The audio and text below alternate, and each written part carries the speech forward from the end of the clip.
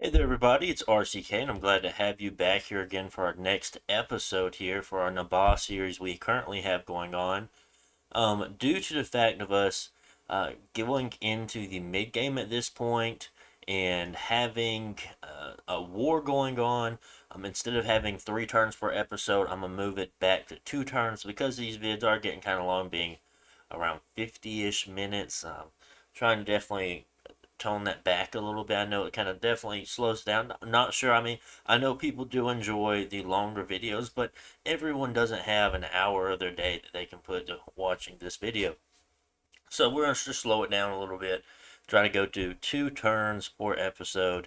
Today we're going to be looking at turn 43 and 44.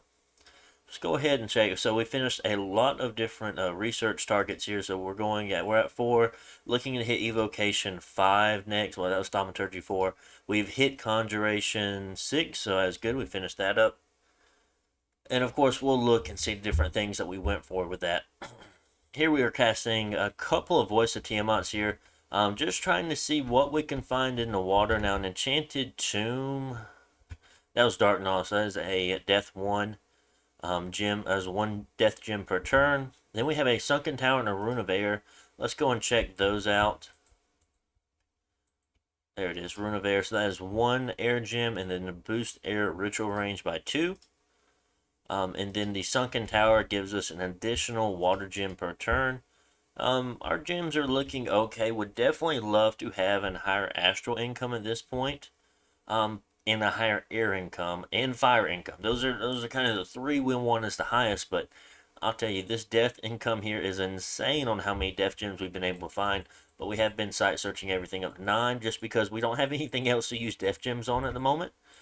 We don't really have any death, or we do have death units or death mages, but we only have death 1, and now we have bought a skull staff, so we have basically death 2 on any death 1 that we have. We are blood hunting some too, and of course we have the Jin here, that, or the divine glyph, sorry, that does have the fire death crosspath, and that was just to make another fire booster if we needed it, since we had some extra points to throw around.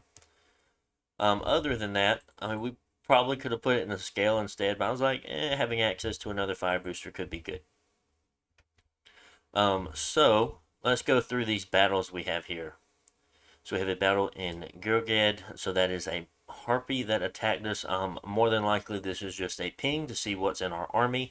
Now this particular one, yes, we just took this fort here, so I guess they just want to see, but they were going to see anyway, so that was quite interesting.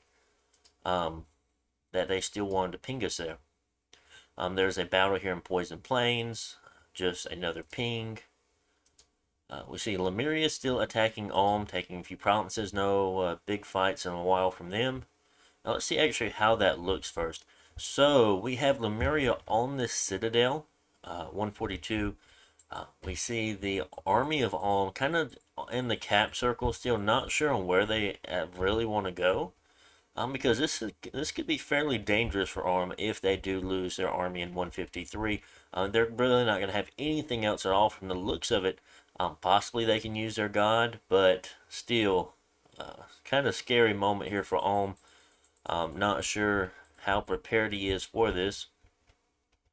I'm going down a little bit. We do see, it looks like the fortification is still holding on Krieg, but I doubt that's going to be holding long. Pangea will be probably storming that fairly soon. We have 2 more attacks from Pangea here attacking us, and this is the other Pangea, of course, not the same one. And one's a Black Harpy attack, and one is a Centaur Hierophant Thug here. So let's go ahead and see what is going on. So this is underwater. They have a Shambler Skin armor. They have a Bind Shield, and they have a Frostbrand. And this is a Earth 1, so they'll be casting things like Temper Flesh, Iron Skin, Iron Wheel, probably for morale. So Iron Skin, of course, first. Meditation, so they wanted to bless themselves. That's good. Temper Flesh. Resist Lightning, interesting.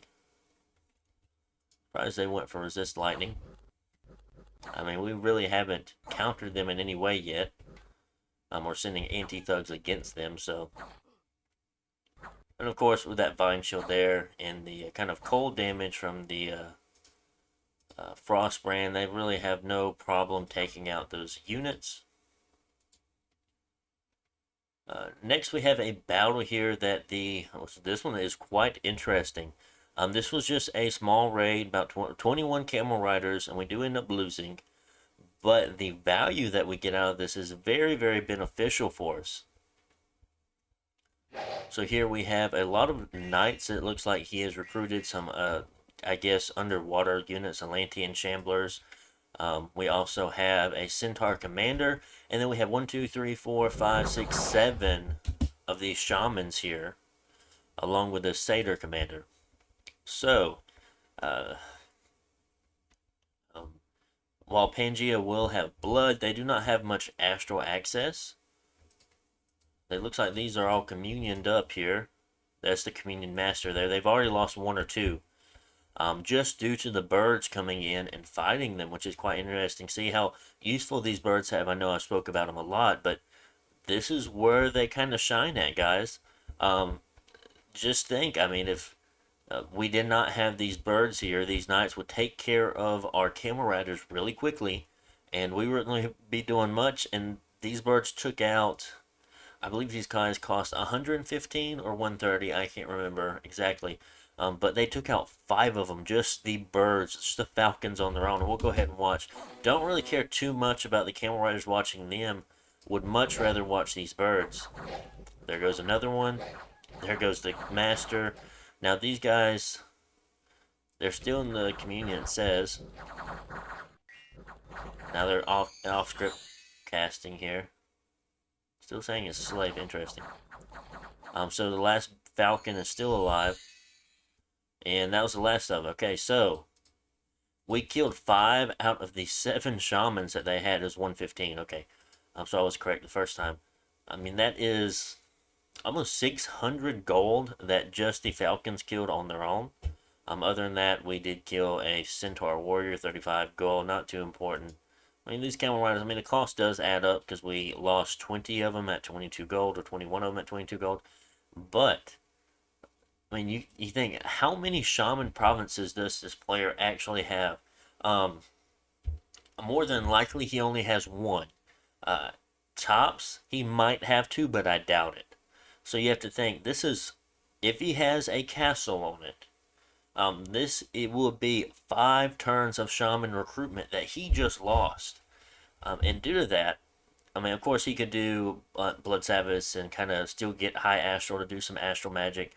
But that is still very, very painful to lose 5 mages in a raid, especially if they're all made in the same province. So that is a very, very interesting raid we had there. Very, very nice on our part. And I would totally take that trade for 20 camel riders, taking off 5 astral nature units that a nation wouldn't otherwise have access to. Now, they don't want it for the nature, of course. What they're making the shamans for is for astral and to have it in their battles. So yeah, definitely took a pretty big hit there. This is, I guess, just another raid, but I use so many more. What it looks like is this Mukrib is coming to reinforce. Let's see where that was. No, okay, we actually sent them to take that throne before Ermor can take it, and we have some things we'll talk about that happens with Ermor, which is extremely questionable, and I was definitely not a fan of, for sure. So here we have, of course, a lot of things going on, and we'll go back and look at all the battles first. Black Harpy attacking us again. Okay. A sieging force has been beaten by our forces. So this is a Mukrib that was taken away. Okay, not too big of a deal. Olm's army, lots of crystal sorceresses, jade sorceresses, master smiths, priest smiths, a lot of black plate infantry and guardians. Okay, and here we have a battle. Did we already watch this battle? No, I don't think we watched this battle. Let me double check what turn it is. 43. Did we do 43? No, okay, we didn't. Okay, whew, for some reason I thought we did 43. If we did do 43 and I'm just doing it over, I apologize. But we will go ahead and go over it. Mistakes can be made every now and then. The reason for this army composition, the way I put them up, is just in case if they did break siege. I did not want white centaurs going around the side, so I left my units in line formation. Otherwise, I put them in squares so I can get more units through the gate faster. That is okay. I also did want squares of elite soldiers here in the back. Kind of my softer units being camel riders and mages in the middle. Especially on the flanks here, so if any camel riders got around, they would of course hit these elite soldiers first. And then just two lines, elite soldiers in front to kind of take the charge, because the sacreds are more expensive. The sacreds do have a higher attack skill, and then of course they'll have even higher, go up to 16 when they do finally get blessed. Just to kind of fill in the gaps after that, they're going to be harder for the satyr or the pan to hit. So a lot of different things, ideas going on through here. But I do really like this formation we have put together. And of course, we've talked about some of the spells we're going to be casting. So we'll definitely start playing the battle here. We'll go ahead and look at the composition of the Centaur army. And of course, we have the archers here on the walls. We have a considerable amount of white centaurs here, and I was very surprised to see this. If Pangea saw this army on a province, why did they not sneak out? Why did you want to take a fight that could possibly have you losing 2, 4, 6, 8, 10, 12, 14, 16, 17, 18, 19 sacreds? Almost 20 sacreds here. Very, very dangerous to lose. I mean, this is possibly could be, depending on what skills he has. He might be making 6 to 7 white centaurs a turn. So this is almost 3 turns of recruitment of white centaurs. After he just lost a boatload to Niflheim. So that is very, very interesting. And to also have a pan here in this fight. Of course he wants to fight, but this unit is stealthy. He could have snuck all of these guys out. Very unfortunate that we were able to catch lifelong protection. I do almost really feel like I did this turn, but we're just going to keep going. We have a lot of Menads here. Yeah, I really feel like I already did this turn. Strange. So let's go ahead and play the battle. And we also got a Death Conjurer. I think, was it a Conjurer? Circle Master. So that's a Death 2, Blood 2. Usually not the best access. A little bit harder access to get to for them. So of course we have Flaming Arrows, Fog Warriors. What else do we have going off? Air Shield. We also have, everyone has Poison Resistance 10 now. So that is Serpent's Blessing going off. That Manticore in the back is not going to be having a good time with all those elite soldiers. And we do have our units trickling through the gate at this point. Lots of arrow fire coming overhead. The Menads is having a lot of troubles just with the Falcons due to their Fog Warriors, all the things, everything stacking onto these Falcons here. Even the Menads are having trouble with that. They're getting hit by fire. The paint is on fire. Lots of bad things. See, we do have some ends here. They are able to kind of take out the Falcons. The white centaurs here have kind of falled up here into the gate, which is kind of not, I mean, yeah, they're going to hold us back, but these Menads won't be lasting for long, so we don't have to worry too much about them. This is kind of the main part of their army at this point. And due to the fact of them losing so many Menads, we see the commanders routing. I highly doubt that as long as the Centaur is not Berserk, which there's a good chance most of them are. It looks like most of these are. Like, that one's not, those two might not be. They might be hitting the HP route here at this point. Looks like these guys are Berserk as well. Yeah, they are Berserk. We also cast Curse of Stone, so you may see a few units getting caught by that. Like, that white Centaur is fatigued out. So that is very, very good for us. For the rest of these, that one's fatigued out. That one's at 99. That one's at 104. So yeah, we are hitting a lot of units that are fatigued out at this point. I bet this guy on the wall is fatigued out too, and yes, he is. That Centaur's fatigued out. Yeah, we're catching a lot of things back here that are just getting fatigued out. That commander's not. But if they rout in this battle, they're going to die anyway. So yeah, I mean, you have to also take in consideration he just lost 80 blood slaves worth of contracts there, lifelong protections, I mean. So yeah, that's fairly painful. Our mages just kind of doing their thing back here. I don't know if I overdid it with the Mukribs back here with the communions going on, because we did lose one. They're at 60 fatigue. He's at 106. Is that the master? No. He's not even in the communion, okay. He's not in the communion either, but he's at 96. You're at 66, you are the master. You're a slave at 67. Okay, so we don't have to worry too much. They seem to be doing okay-ish. And this is just us cleaning up the last bit here.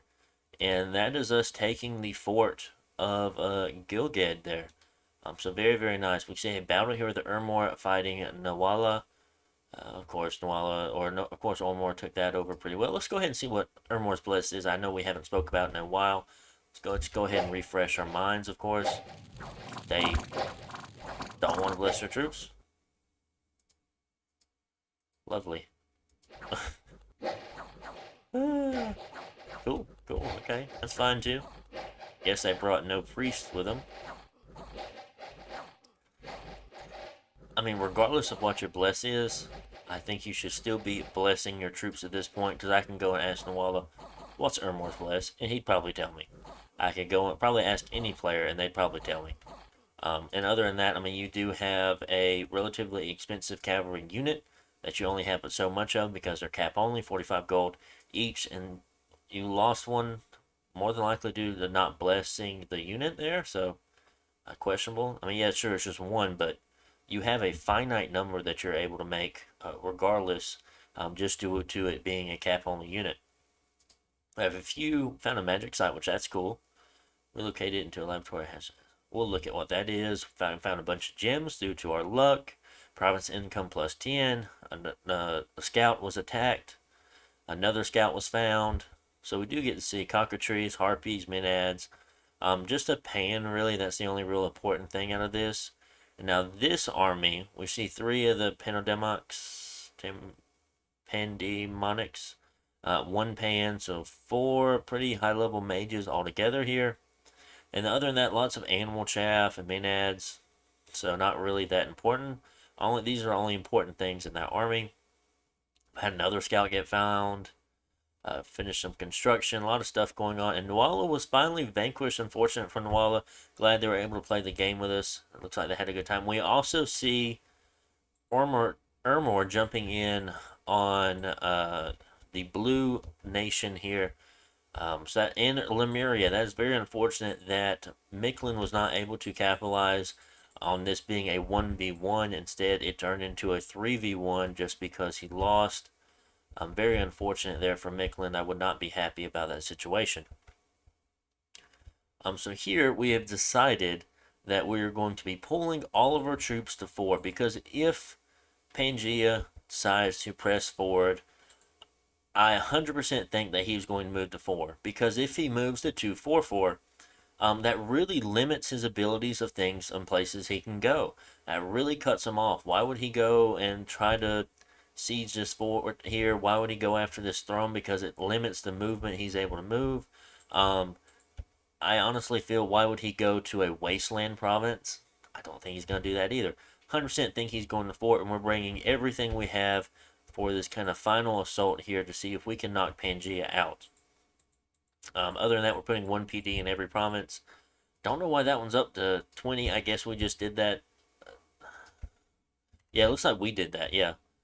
We just threw our gold into it because that was going to be a really determining factor in the battle.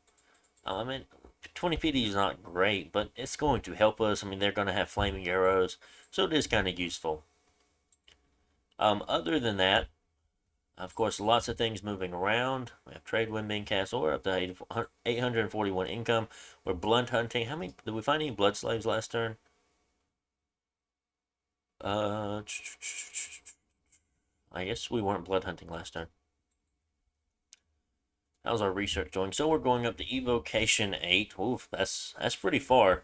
Let's see what we want. I mean, more than likely this is going to change. I guess Pillar of Fire. What else would I want? Nothing else really. I mean, honestly, I'd probably stop at Evocation 7 for Firestorm if I do plan on going down Evocation. Rain of Stones would also be a very, very nice spell. This is something we do play with a little bit later on in the game. Just due to us having Air Shield, Rain of Stones, that is very helpful. So that's just a nice little combo you can have there. We'll have Firestorm. We'll have a lot of fire resistance going up. Smokeless Flame is a very, very good spell for us to have as well. I believe we're also able to do a little bit of mine hunting, but we do need to be careful. Um, don't think we have Wailing Wind access, but it would be very nice. Wrathful Skies is going to be very, very nice for us, and also hitting Storm is also going to be very, very nice for us. And Gifts of Heaven, but we probably won't use Gifts of Heaven too much. It'd probably be more of an off-cast thing going on there. And otherwise, we have Enchantment 8. Now, what's special about Enchantment 8 is going to have things like Lightning Fiend or Fire Fiend and stuff like that. The kind of big battlefield spells that no, Thunder Fin, my bad. So Fire Fin, everything's going to get +5 fire resistance, and that's going to help a lot when we cast Flame Storm. Uh, Thunder Fin not as helpful, but of course it is going to be a nice spell for us to cast into our or put into our scripts. Something very interesting we're going to have access to once we do hit level 8 enchantment, which almost is a good reason to go to level 8 enchantment first before evocation. Is going to be mass regeneration due to the mages we found, the kind of magic we're able to cast. That is going to be a very, very nice spell for all of our half giants that we have. Our mages are kind of giants. They're going to be able to get a decent amount of regeneration off every turn, so that's going to be very, very nice. So those are possible things we'll be doing in Enchantment 8. We can also do Frostwind. I mean, we just the amount of access we have at this point is very, very nice. So I'm sure we'll change those research goals. They change a lot throughout any game I play. I have a bunch of them set up, and then out of the blue, I'll change them to something else, and then change them to something else. And that's just kind of how it goes. And due to these castles and our unbelievable amount of gold we're making, of course, we build all these forts underwater.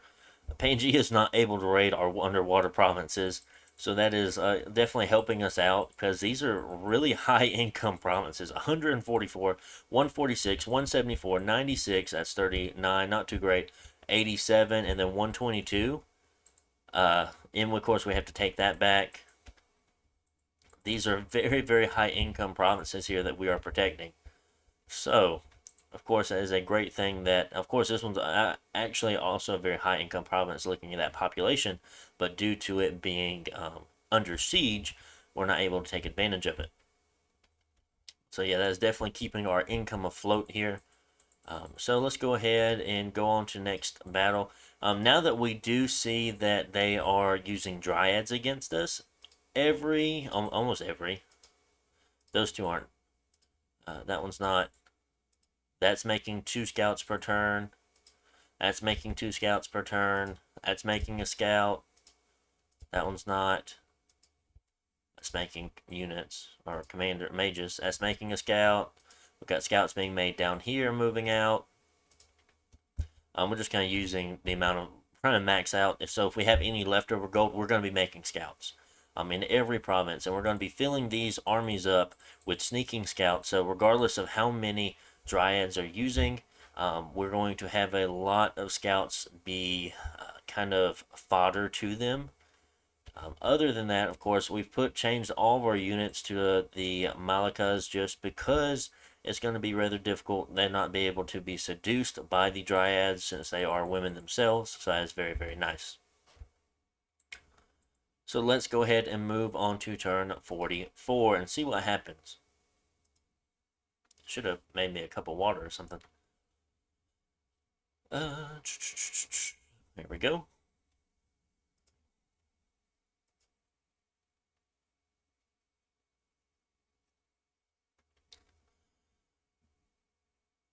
Should have sit in my normal chair too. I just kind of grabbed the smaller one I have in my room and just sat on it. But Oh well. Cast Dark Knowledge, nothing was found. A Voice of Tiamat, nothing was found. We did catch 7 good blood slaves. Okay, that's fine. A Dire Potent, so.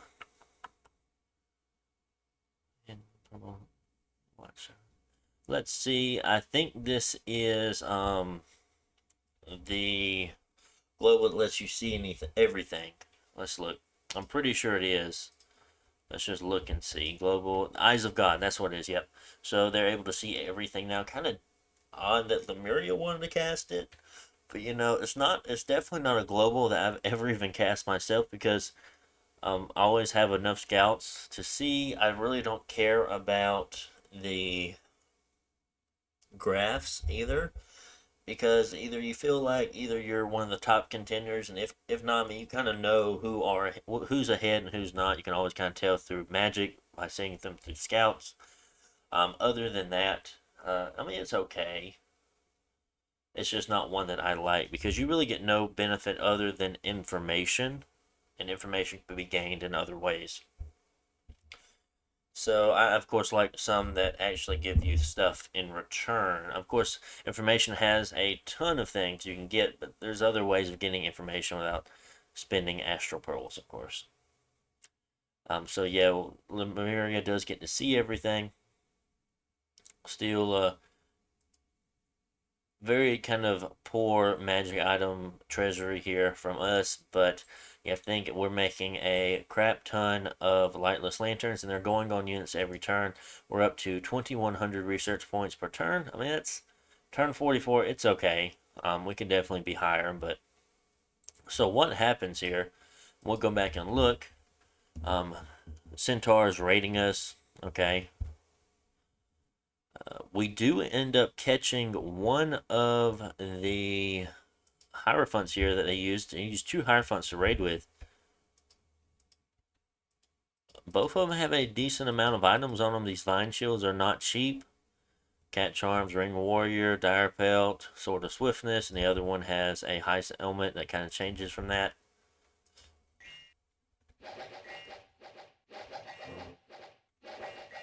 Ooh, okay. Did see that little, was it a hen? I can't remember.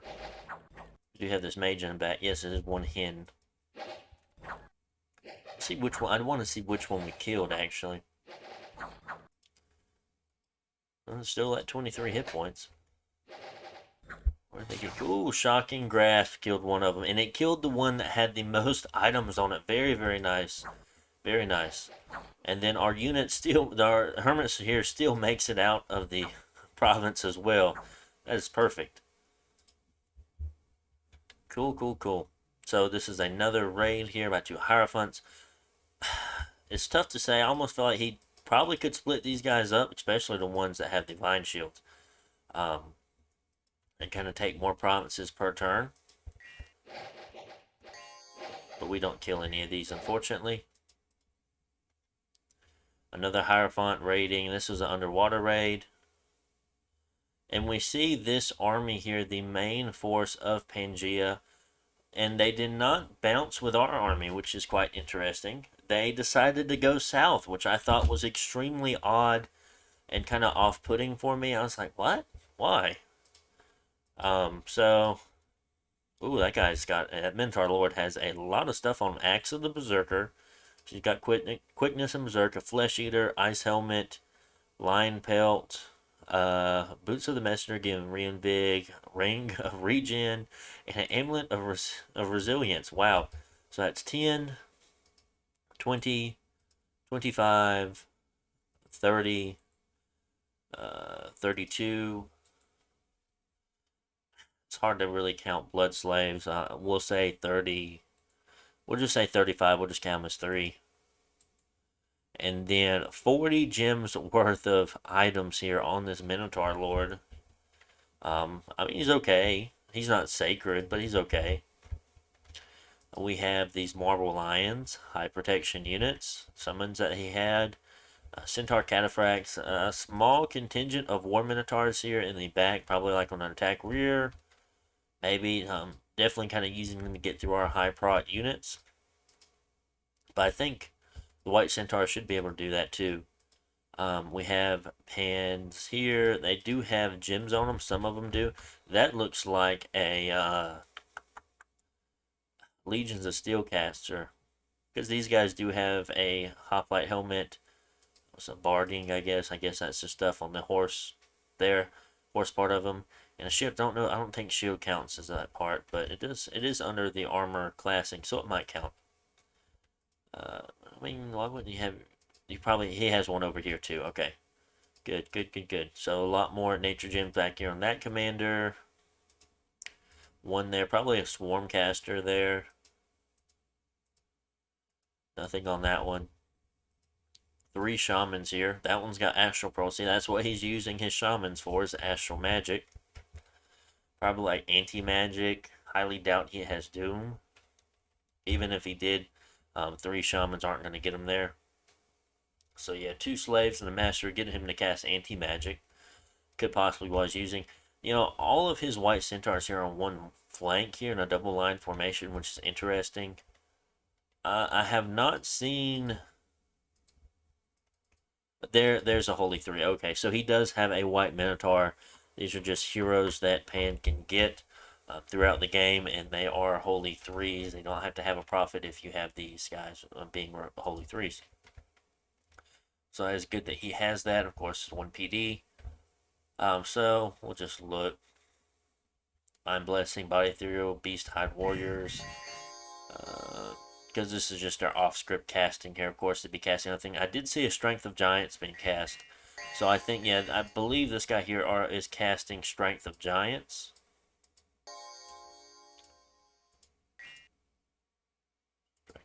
No, maybe not. He did cast Strength of Giants. Just I'm not seeing the difference there. I don't know. Strength of Gaia, Strength of Gaia. Of course, they took that out really fast. Interesting to see that the White Centaurs are faster than the Cataphracts. They're at 19 speed compared to 29. Oh, they're a lot faster. Okay. Don't know how you want to deal with that either. We do see Olm using his green dragon here, fighting Lemuria. So let's watch that battle. Definitely catching a lot of battles up here in Olm with our scouts. It's a gem generator. 1 nature gem per turn. He's a nature 6, earth 1. 22% regen because he has a regen ring, and then I guess natural regen on top of that. He has poison cloud, which is not going to help. It's not very helpful versus Lemuria. Disease resistance, nice though. Recuperation's nice. Cold resistance is nice. Fear 15. Lemuria's units do have morale, so that could come in handy, but his dragon gas wasn't really very useful for him either, though. 282 hit points. That's a large amount of hit points. Of course, he's going to be getting more protection here. Do that Earth 1. So interesting. Iron Will. Good. Is he on cast? Nope. Okay, he's on attack rear. Maybe he was on a cast then attack rear. But yeah, poison cloud. Oh wow. Okay. Even though he has 25, that could have been from a hit. That might not be from Poison Cloud. That could just be the dragon hitting that unit, actually. Because that 25 poison resistant, he's not getting poisoned by anything. I think that was an actual hit from either the Bite Claw or Tail Sweep. Sweep. I don't know. So you see, this Poison Cloud, it's not doing anything here.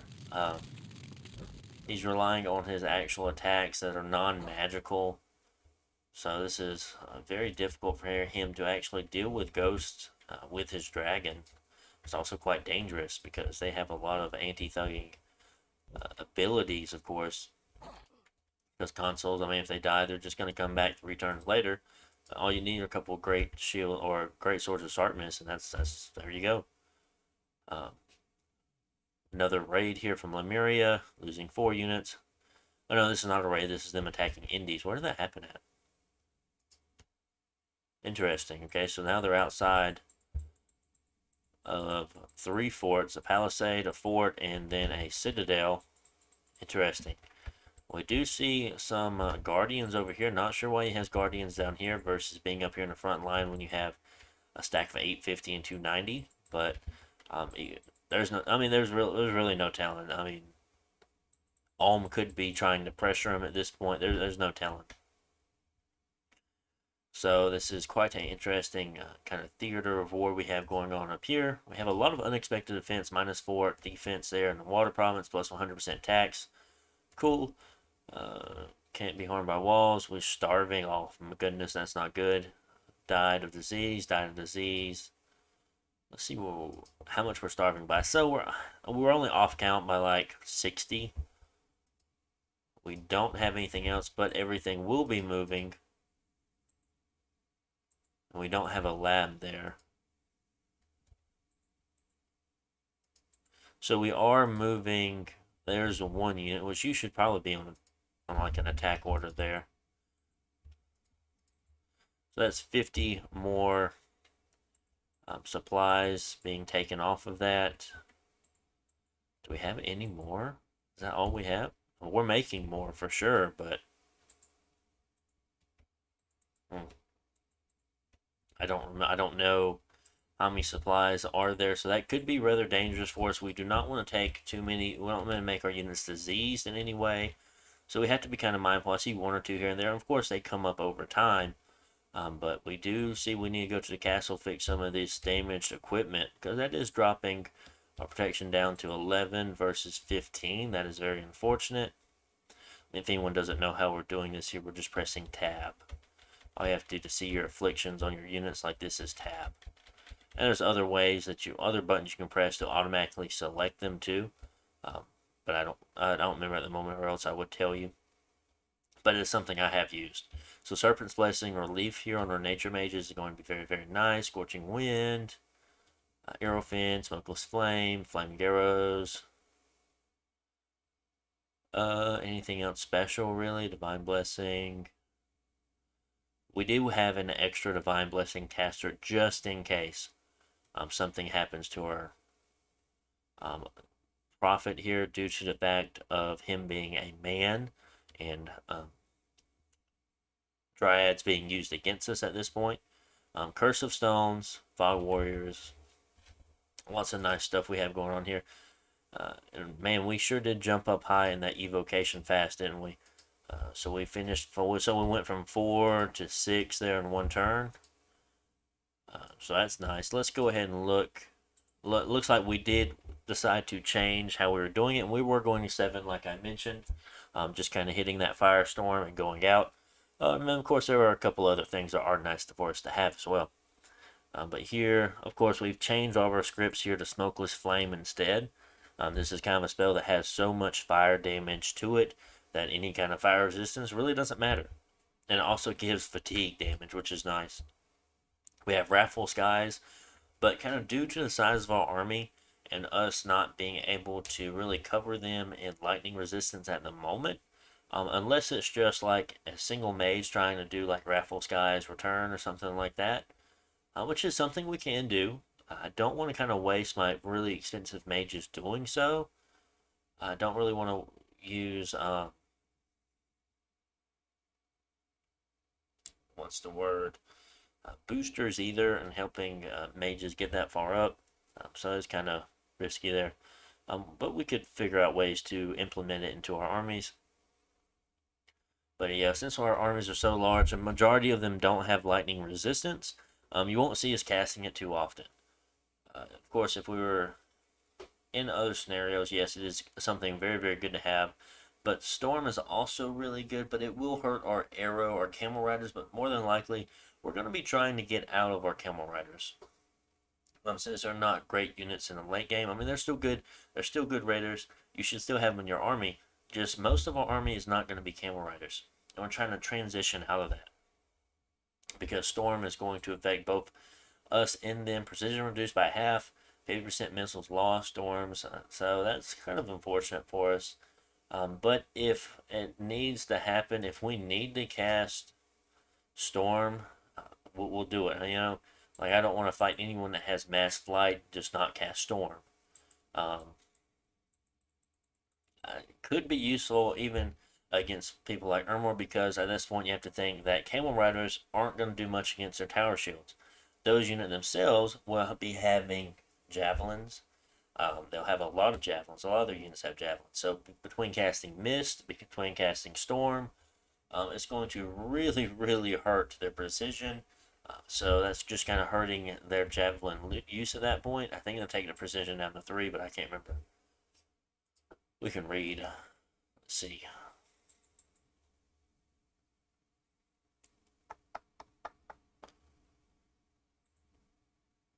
Precision reduced by half. So if they have, we're just doing this as an example.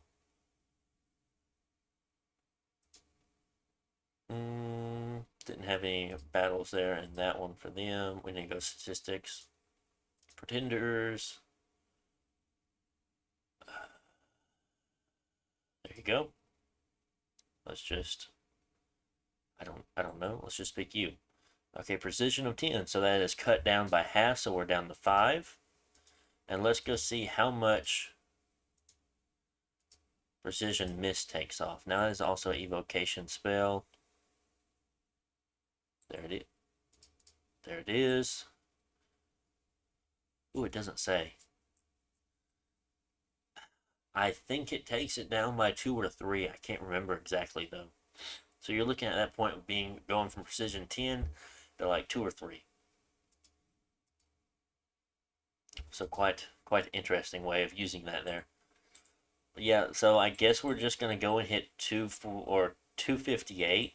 I'm really surprised that either he didn't hit 4 or he didn't pull back, try to defend Jotunheim. Just kind of waiting for his troops to kind of catch up to each other.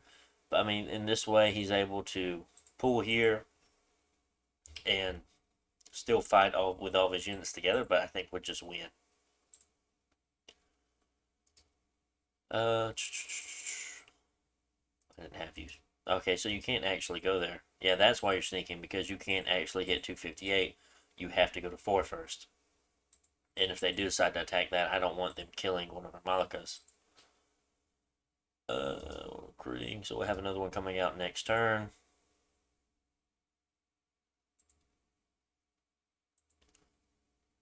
Icthid's coming to fight these Krakens, I guess. Not the best way of dealing with it, but